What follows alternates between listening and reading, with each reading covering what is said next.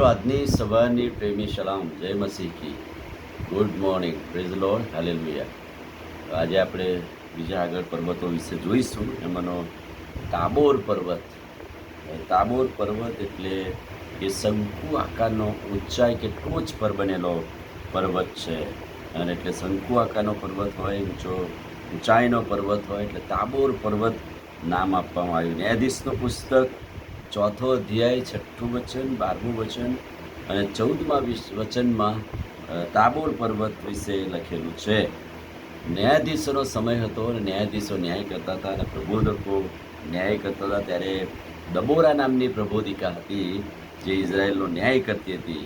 ત્યારે તેણે બારાકને બોલાવીને સિસરાની સામે યુદ્ધ કરવા તાબોર પર્વત પર જવાનું કહ્યું।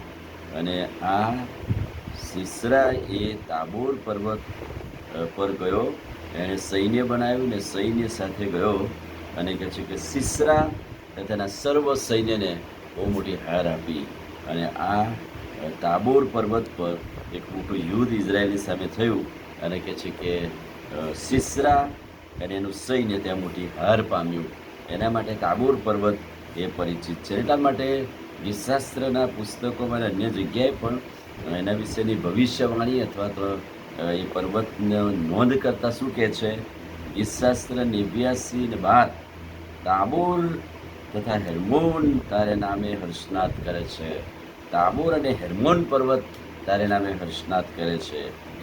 હેર્મોન પર્વત તેની આજુબાજુ કહે છે કે લીલોતરી છવાયેલી છે અને બાસાનના પહાડ ત્યાં આવેલા છે। હેર્મોન પર્વતની આજુબાજુ કે છે કે આવેલા છે। યિર્મયાહ પ્રબોધકનું પુસ્તક 46મો અધ્યાય 18મું વચન, પ્રભુ કહે છે કે મારા જીવના સમ તાબોર પર્વત જેવો, કાર્મેલ પર્વત જેવો તે થશે।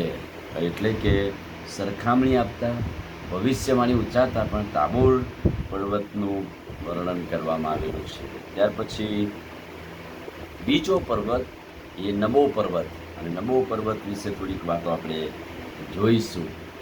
ભવિષ્ય પ્રગટ કરનાર એટલે કે આ પર્વત ઉપરથી મોટા મોટા પ્રબોધકો અને વાણીઓ ઉચ્ચારનારા અને ભવિષ્ય કહેનારા લોકો કહે છે કે નબો પર્વત પર આવતા હતા।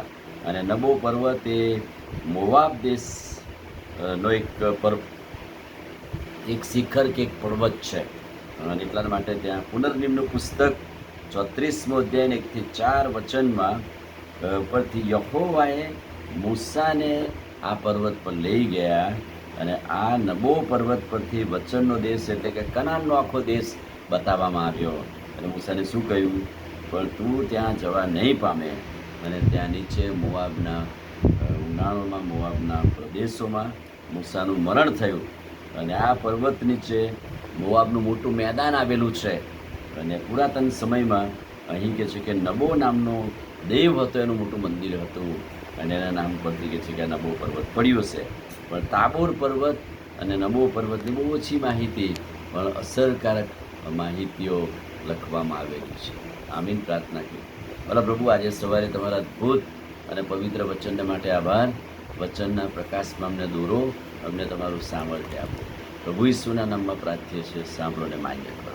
આમીન। God bless you.